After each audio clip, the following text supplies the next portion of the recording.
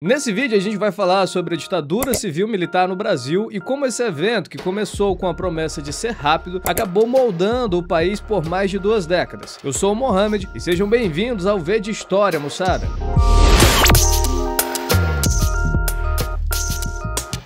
A ditadura militar no Brasil começa em 64, mas não foi um raio em céu azul. Tinha tensão acumulada há anos, e a gente precisa entender que o golpe de 64 foi resultado de uma ampla coalizão civil-militar conservadora e antirreformista, cujas origens estão muito além dos erros e acertos do presidente João Goulart, o Jango. No poder desde 61, Jango prometia reformas sociais, econômicas e políticas que deveriam tornar o Brasil um país menos desigual e mais democrático.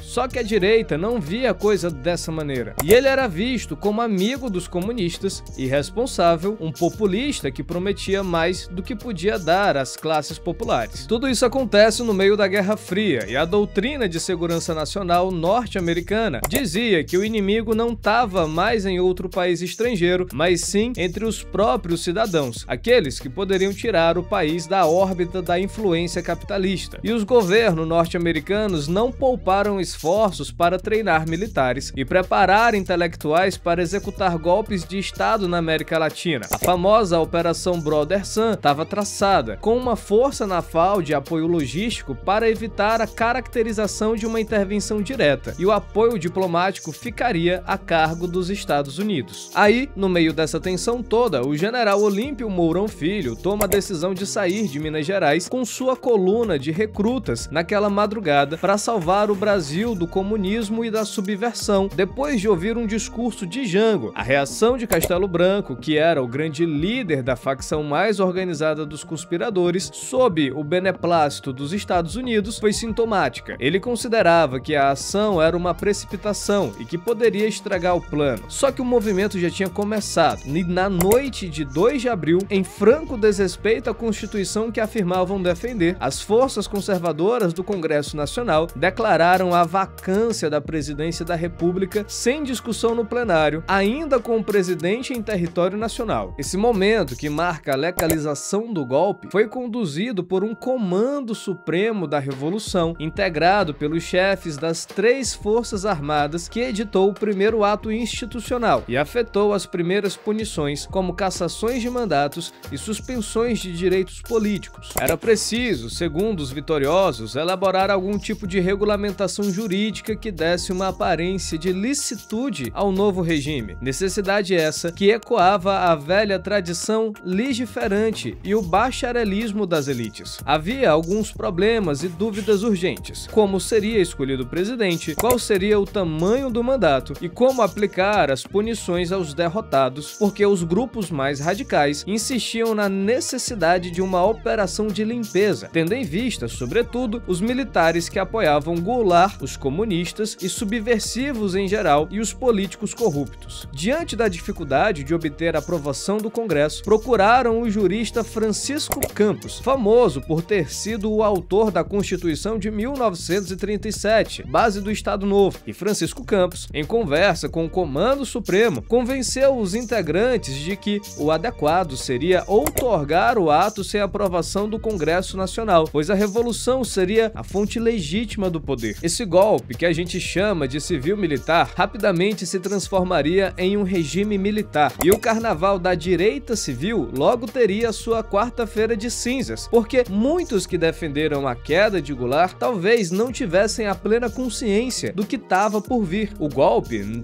não pressupunha necessariamente a ditadura que se seguiu, mas o que veio depois foi uma ditadura indiscutivelmente militar, porque muitos civis proeminentes que deram o golpe foram logo afastados pelos militares, justamente porque punham em risco o seu mandato. A limpeza começou já nas primeiras horas após o sucesso do golpe e foi particularmente intensa durante o período de vazio político, até a posse do Castelo Branco. Em 10 dias, chefes militares agiram com quase total liberdade, investigando, prendendo sumariamente e, por vezes, torturando líderes políticos de esquerda, jornalistas, estudantes dissidentes e quaisquer pessoas consideradas subversivas. O mito da história incruenta de que o golpe foi asséptico e banal encobre a versão apaziguadora de que no Brasil a ditadura não foi tão violenta quanto em outros lugares, mas isso não é verdade. Logo após o golpe, inúmeras ações arbitrárias ocorreram, como prisões sem mandato, interrogatórios violentos e tortura. O caso bárbaro aconteceu em Recife, vitimando o líder comunista Gregório Bezerra, que foi preso e muito torturado, obrigado a pisar em ácido e a desfilar descalço pelas ruas com o pescoço amarrado em cordas, enquanto o seu verdugo incitava a multidão a linchá-lo. Só que as pessoas assistiam à cena aterrorizadas, e os casos de tortura no Nordeste e em outras partes do Brasil foram numerosos, acabando sendo denunciados na imprensa. Dessa maneira, Castelo Branco teve de dar alguma resposta, mandando o futuro presidente Ernesto Geisel em uma missão investigativa. A missão Geisel marcou o início de um acordo velado. Os militares moderados sustentariam a tese de que a tortura decorria dos excessos de alguns poucos, garantindo aos moderados que o trabalho sujo fosse feito sem seu envolvimento, ao mesmo tempo que assegurava impunidade aos perpetradores. Ao assumir a presidência, porém, Castelo Branco procurou apurar as denúncias de violência e dar um basta à tortura, no que obteve sucesso, substituindo-a pela cassação de mandatos e suspensão de direitos. Só que essa substituição da tortura pela cassação não satisfez todo mundo, e essa é a origem da chamada linha dura. Capitões, majores, tenentes coronéis e coronéis que passariam a lutar pela reabertura da temporada de punições revolucionárias, causa principal dos futuros AI-2 e AI-5. Eles nunca ficariam satisfeitos com o alcance dos expurgos e seriam o embrião da futura comunidade de segurança e informações. O governo Castelo Branco, embora tenha passado a história como o maior representante da ditabranda, foi o verdadeiro construtor institucional do regime autoritário. Nele foram editados 4 atos institucionais: a Lei de Imprensa e a nova Constituição, que selava o princípio de segurança nacional. O primeiro deles, o AI-1, outorgado em 9 de abril de 64, fornecia ferramentas para esse objetivo, dando poderes ao presidente para suspender temporariamente os direitos políticos de qualquer cidadão por 10 anos, em nome de interesses nacionais, e decretar estado de sítio sem a autorização do Congresso. O preâmbulo do ato dizia que a Revolução Vitoriosa se investia no exercício do poder constituinte e se legitimava por si mesma sem precisar do Congresso, porque a Revolução, para eles, era a forma mais expressiva e radical de poder constituinte e não precisava da legitimação do Congresso. Eles mantiveram o Congresso, mas com reservas, e deixaram bem claro que esse Congresso é que recebia a legitimação do ato institucional e não o contrário. Essa foi mais uma etapa do processo que marcou a passagem do golpe à ditadura, e o próprio Castelo Branco, que é comumente lembrado como um homem moderado e legalista, na verdade fracassou na tentativa de se manter na esfera da legalidade e foi incapaz de frear o ímpeto punitivo dos militares mais duros. Logo em 22 de julho de 1964, ele aceitou que seu mandato fosse estendido até 15 de março de 1967, rompendo, desse modo, o compromisso assumido de manter as eleições presidenciais de outubro de 1965, promessa que lhe havia garantido os preciosos votos de Juscelino Kubitschek, mas as eleições para governadores foram mantidas, e a vitória de candidatos da oposição no estado da Guanabara e em Minas Gerais deixou a linha dura em polvorosa, porque eles não admitiam a eleição de candidatos que a Revolução deveria ter punido. Instaurou-se grave crise política e militar. A linha dura exigia que os eleitos não tomassem posse. Castelo insistia em manter seu perfil de legalista. A solução foi o AI-2, de outubro de 65, que extinguiu os partidos políticos existentes e estabeleceu o bipartidarismo com a criação da ARENA, Aliança Renovadora Nacional, partido do governo, e do MDB, Movimento Democrático Brasileiro, oposição consentida. E as eleições presidenciais passaram a ser indiretas, realizadas pelo Congresso Nacional. O AI-2 também ampliou os poderes do presidente, que podia cassar mandatos, suspender direitos políticos e decretar o recesso do Congresso. A imprensa permaneceu permaneceu relativamente livre e os tribunais funcionando. E em 1966 estavam previstas eleições para o Congresso Nacional, que se realizaram normalmente. Esse quadro nos permite afirmar que, apesar do golpe e do crescimento autoritário do executivo, manteve-se um clima de relativa liberdade no país, mas por pouco tempo. A política econômica do governo foi entregue aos ministros Otávio Gouveia, de Bulhões, da Fazenda, e Roberto Campos, do Planejamento. Juntos elaboraram o Plano de Ação Econômica do Governo, PAEG, uma tentativa de estabilizar a economia e lançar as bases para a retomada do crescimento econômico. A política salarial, baseada no arroxo, reduziu os salários do setor público, enquanto os do setor privado dependiam da livre negociação entre patrões e empregados, cabendo aos tribunais do trabalho a resolução de conflitos. Na verdade, a fórmula da livre negociação era um embuste. Os tribunais contavam com juízes nomeados pelo governo, obedientes a ele em sua política de arroxo salarial. O movimento sindical, por seu lado, pouco podia fazer, pois se encontrava enfraquecido pela prisão dos principais líderes e pelas constantes intervenções. Houve queda da inflação e alcançou-se a estabilidade econômica, o que abriu caminho para um grande surto de crescimento promovido à custa do salário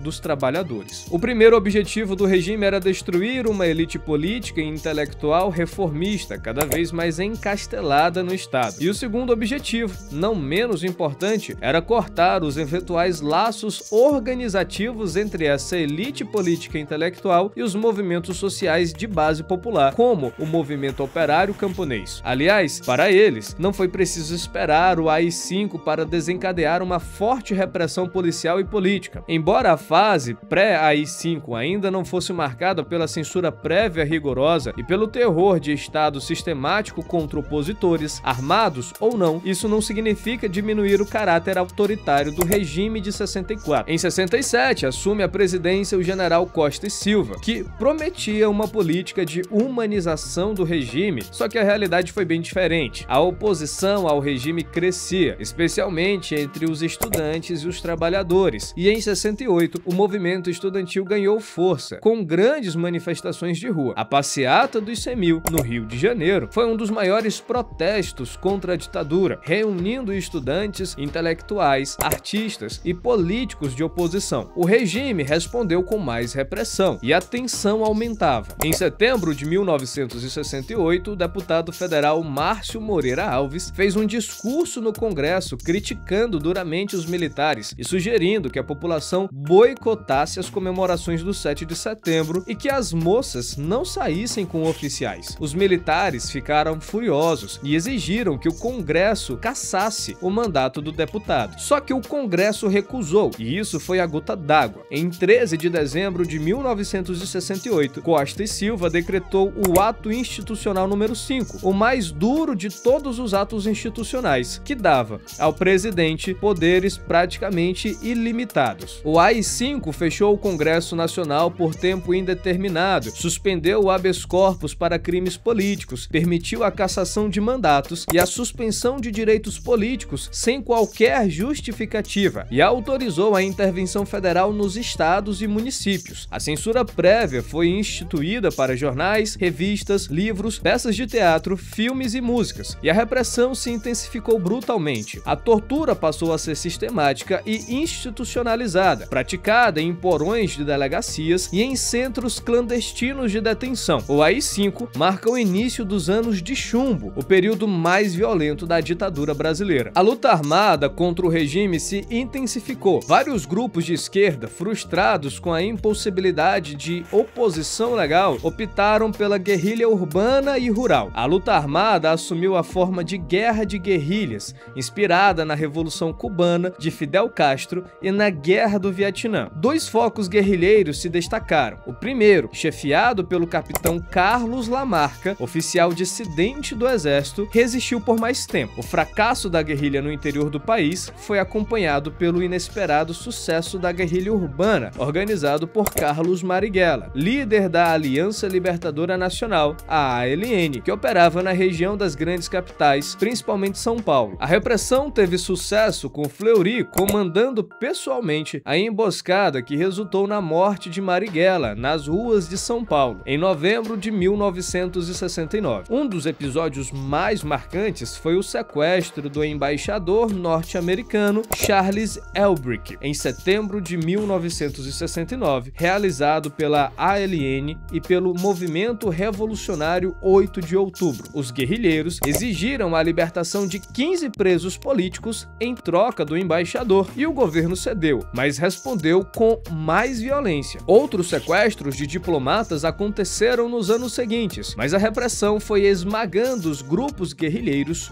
um por um. Em agosto de 69, Costa e Silva sofreu um derrame e foi afastado. Os ministros militares assumiram o poder e impediram que o vice-presidente civil, Pedro Aleixo, tomasse posse, em mais uma demonstração de que quem mandava mesmo eram os militares. Eles escolheram o general Emílio Garrastazu Médici para ser o próximo presidente, e seu governo, de 69 a 74, foi o mais repressivo de toda a ditadura. No governo Médici, a repressão atingiu seu auge. Os órgãos de segurança, como o DOI-CODE, que era o Destacamento de Operações de Informações, Centro de Operações de Defesa Interna, e o DOPS, Departamento de Ordem Política e Social, e o SNI, Serviço Nacional de Informações, atuavam com total liberdade para prender, torturar e matar opositores. Milhares de pessoas foram presas, torturadas e mortas, e muitas desapareceram sem deixar rastro. A Guerrilha do Araguaia, movimento guerrilheiro rural organizado pelo PCdoB, Partido Comunista do Brasil, no interior do Pará e Tocantins, foi brutalmente reprimida entre 72 e 75, com dezenas de guerrilheiros mortos e desaparecidos. Mas ao mesmo tempo, o governo Médici foi marcado pelo chamado milagre econômico, período de crescimento acelerado da economia brasileira entre 69 e 73. O PIB cresceu em média 11% ao ano, a inflação caiu e o Brasil vivia um clima de euforia. O governo investiu pesadamente em propaganda, usando o slogan "Brasil, ame-o ou deixe-o", e explorando as vitórias da seleção brasileira de futebol, especialmente a conquista da Copa do Mundo de 70 no México. A propaganda oficial vendia a imagem de um Brasil grande, uma potência emergente, enquanto escondia a repressão brutal e as desigualdades sociais. Os governos lançaram ainda a concretização de grandes projetos de engenharia civil, como as obras faraônicas, símbolos da Brasil-potência, a Transamazônica, a Ponte Rio-Niterói, a hidrelétrica de Itaipu. Só que a dependência em relação ao capital estrangeiro era bastante expressiva e a dívida externa crescia em proporções alarmantes. Enquanto se promovia o achatamento salarial dos trabalhadores mais pobres, buscava-se também a expansão do poder de compra dos trabalhadores mais especializados, basicamente da classe média. Nesse momento, a classe média brasileira conseguiu atingir seus objetivos mais imediatos, isso é, o consumo. O milagre começou a ruir com a crise internacional do petróleo em 73, que elevou drasticamente os preços da energia e desestabilizou a economia mundial. O Brasil, dependente de petróleo importado, foi duramente atingido e o crescimento desacelerou, a inflação voltou a subir e a dívida externa explodiu. O modelo econômico da ditadura mostrava suas fragilidades. O principal projeto do governo do general Ernesto Geisel, que se seguiu depois do governo do Médici, foi realizar a abertura política. O processo de redemocratização do país seria lento, gradual e seguro, como ele afirmava. Finalmente, o esmagamento da oposição mais radical ao regime, com a derrota da luta armada, fez com que a redemocratização não mais parecesse uma alternativa ameaçadora aos olhos de muitos militares. Geisel era um militar da linha mais moderada, ligado ao grupo do Castelo Branco, e percebeu que a ditadura não poderia durar para sempre. Ele queria conduzir uma transição controlada, evitando rupturas bruscas que pudessem ameaçar os interesses dos militares. Mas a abertura de Geisel não foi tranquila. A linha dura resistia e continuava praticando atos de repressão e tortura. Em 75, o jornalista Vladimir Herzog foi preso e torturado torturado até a morte nas dependências do doicode, em São Paulo, e o governo tentou forjar um suicídio, mas a farsa foi desmascarada. O episódio gerou comoção nacional e internacional, e Geisel foi obrigado a demitir o comandante do 2º Exército, o general Ednardo Dávila Melo. No ano seguinte, o operário Manuel Fiel Filho também foi morto sob tortura no mesmo local, e Geisel demitiu novamente o outro comandante do 2º Exército, mostrando que tentava,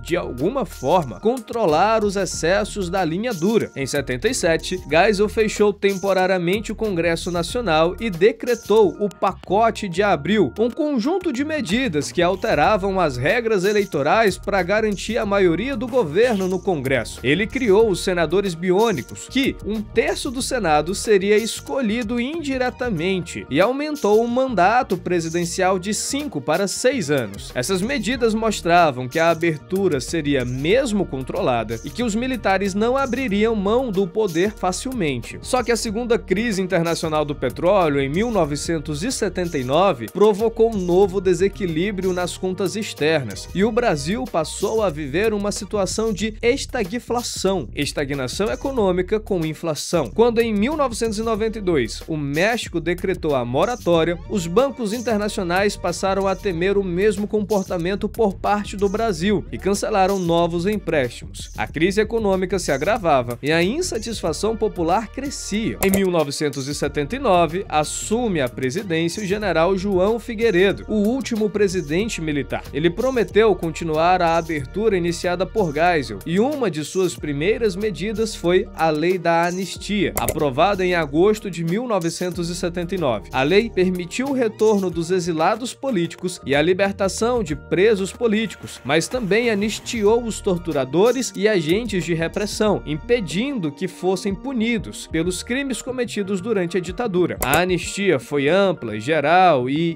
irrestrita, como dizia o slogan, mas na prática beneficiou mais os repressores do que as vítimas. Figueiredo também extinguiu o bipartidarismo e permitiu a criação de novos partidos políticos. A Arena se transformou do PDS, Partido Democrático Social, e o MDB virou PMDB, Partido do Movimento Democrático Brasileiro. Surgiram também o PT, Partido dos Trabalhadores, o PDT, Partido Democrático Trabalhista de Leonel Brizola, e o PTB, Partido Trabalhista Brasileiro, de Ivete Vargas. O pluripartidarismo voltava ao Brasil nesse momento. Apesar da abertura, a linha dura ainda tentava sabotar o processo, como no atentado do Rio Centro em 1981, quando uma bomba explodiu dentro de um carro, matando um dos 2 agentes do doicode que preparavam. Outra bomba explodiu no Rio Centro, centro de convenções da capital carioca, onde se realizava um grande festival de música em homenagem aos trabalhadores. O atentado foi claramente uma tentativa da linha dura de provocar o caos e interromper a abertura, mas o plano fracassou. Figueiredo mandou investigar, mas o inquérito foi arquivado sem punir os responsáveis, mostrando os limites da abertura. Em 1984, o Brasil viveu um dos maiores movimentos populares de sua história, a campanha das Diretas Já, que exigia eleições diretas para presidente. Milhões de pessoas foram às ruas em comícios gigantescos em todo o país, pedindo o direito de votar para presidente. O movimento reuniu políticos de oposição, artistas, intelectuais e cidadãos comuns, numa demonstração impressionante de mobilização popular. A emenda Dante de Oliveira, que propunha as eleições diretas, foi votada no Congresso Nacional em 25 de abril de 1984. O Congresso, no entanto, rejeitou a emenda das Diretas Já. A transição seria feita de forma controlada, através do Código Eleitoral, que elegeu Tancredo Neves. Tancredo morreu em 1985 antes de tomar posse, e José Sarney assumiu, encerrando formalmente o ciclo de 21 anos de ditadura militar. Se você chegou até aqui,